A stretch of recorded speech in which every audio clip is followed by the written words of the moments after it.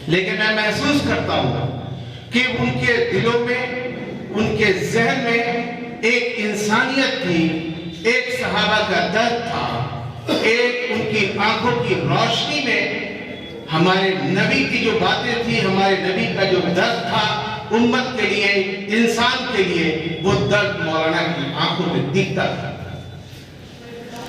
کسی کی بھی ضرورت پڑے جھوٹے کبھی ثابت نہیں ہوئے۔ اور آج کے دور میں سچ بولنا، میں یہ سمجھتا ہوں کہ وہ کردار صحابہ ہے، اور صحابہ کے پیروں کا دھول اس کو مل گیا کہ وہ سچ بولتا ہے۔ ورنہ جس طرح سے ماحول بنا ہوا ہے مسلمانوں کے گھروں میں، خاص طور سے کہ ہر آدمی اپنی مفاد کے تحت اپنے اسلام کو بنا لیتا ہے کہ یہ مذہب میں کہہ رہا ہے، یہ مذہب میں کہہ رہا ہے، ایسا ہوتا نہیں۔ اس لیے ہم لوگ سب لوگ آج جمع ہوئے ہیں، اور میں گزارش کروں گا اپنے خاص طور سے اپنے مسلم بھائیوں سے، اس لیے کہ ہم لوگ کی میجورٹی یہاں پہ دکھ رہی ہے، اس لیے میں آپ لوگوں سے مخاطب اور گزارش کروں گا کہ درد ضرور رکھیں، اپنے گھروں میں سچی عادتیں ڈلوانے کی کوشش کریں، اپنے بچوں کو تعلیم ضرور دیں۔ مولانا کی مالی حالت بہت اچھی نہیں تھی، پھر بھی اپنے بچوں کو پڑھائے۔ جتنی بچیوں کی شادیاں کی ہے، اپنے بہنوں کی شادیاں کی ہے، میں یقین کے ساتھ کہہ سکتا ہوں کہ آج کے لوگ چھوڑ دیں گے، نہیں کر پائیں گے۔ اور اتنی ہمت کے ساتھ چنپٹیا سے لکڑی لاتے تھے 18 ویرائٹی کی۔ جب میں نے ان سے پوچھا کہ مولانا یہ دروازے پہ 18 ویرائٹی کی لکڑیاں ہیں، تو کہہ رہے ہیں جس کے دروازے پہ گیا مانگا وہی دے دیا، کہیں تلکل دیا، کہیں سکوا دیا، کہیں شیشم دیا، کہیں بنی ہوئی کھڑکی دیا۔ یہ محبت ہے۔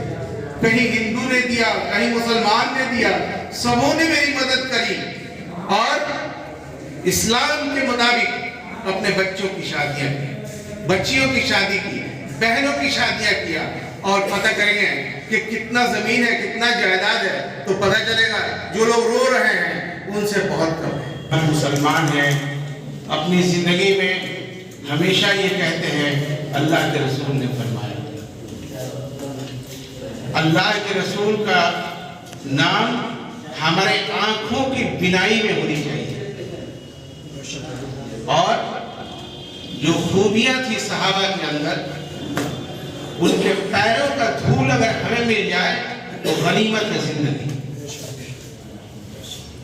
اور وہی خوبی مولانا میں دیکھتی تھی۔ آج یہ پروگرام کیے شمیم بابو، میں ان کو شکریہ ادا کرتا ہوں کہ بہت اچھا کام کیے ہیں وہ، کہ اپنے والد کو یاد کیا۔ اور ایسے ہی ہر مسلمان اپنے گھروں میں تعلیم و تربیت کرے کہ ان کے بچے بھی ان کے والد کے نہیں رہنے پر یہ کام کریں۔ ان کی خوبیوں کو بتانے کے لیے میرے پاس الفاظ نہیں ہیں، کس خوبی کے یہ آدمی تھے۔ لیکن میں یہ کہوں گا کہ عالم ہونا ایک بہت بڑی بات نہیں ہے، لیکن سچا عالم ہونا ایک بہت بڑی بات ہے۔ آج کے دور میں عالم ہو گئے، جاتے ہیں کسی معاملات کو لے کر کے، حضرت ذرا چلیے نا اس کا حل کر دیجئے، تو کہتے ہیں کیوں پھنسا رہے ہیں مجھ کو؟ کیوں کہ ان کے اپنے دکھتے ہیں، اللہ کے رسول نہیں دکھتے، صحابہ نہیں دکھتے، ان کے اپنے دکھتے ہیں۔ یہ مولانا میں نہیں تھا، وہ سچ بولتے تھے۔